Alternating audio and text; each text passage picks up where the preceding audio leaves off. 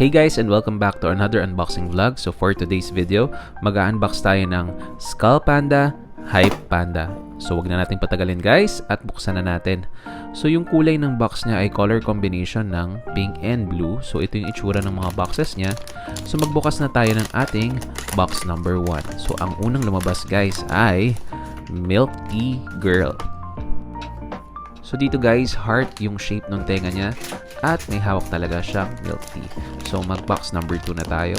So ano kaya ang lalabas?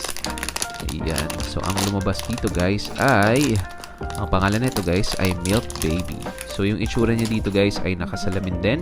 Transparent siya. Tapos meron siyang chain sa kanyang leeg na nakakabit sa kanyang tenga. So nakabini rin siya dito na color white. Tapos nakakaw pattern yung damit niya. So, dito na tayo sa ating next blind box. Ayan, check natin. At ang lumabas dito guys, ayan, color green siya. Ang pangalan nito guys ay Wrapper. So, dito guys, naka-hoodie siya. Tapos, meron siyang chain sa kanyang shoulders, pa ikot. So, dito na tayo sa ating next na blind box. Ano kaya ang lalabas?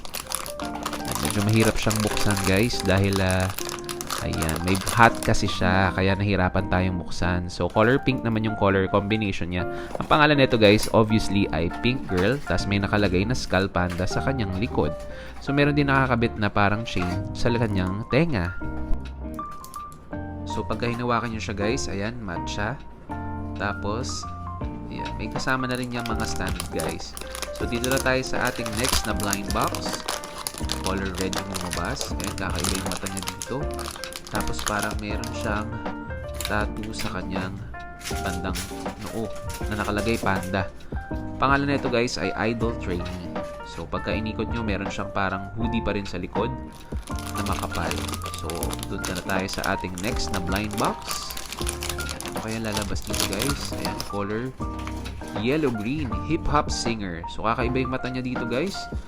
At para siyang makapal na jacket pang winter yung itsura.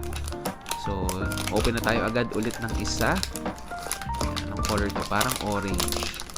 So, ang lumabas dito guys ay Dancer. Ayan, orange pala yung buhok niya. Tapos para siyang may donut sa kanyang tenga. Ganda nito ha. So, dito na tayo sa ating next. Tingnan natin. Color purple. Ayan, ang pangalan nito guys ay Fashion Icon. So, dito guys, nakabanda na siya na purple. At, yan, nilabas na rin natin yung stand niya. At ito yung itsura ng card niya. So, dito na tayo sa ating next. Ang lumabas ay Vintage Boy. Ayan, ang ganda ng shades niya. Ay, yung glasses niya na kulay. Tapos, naka-yellow din siya na hair. So, next na tayo agad. Ayan, ang bilis natin.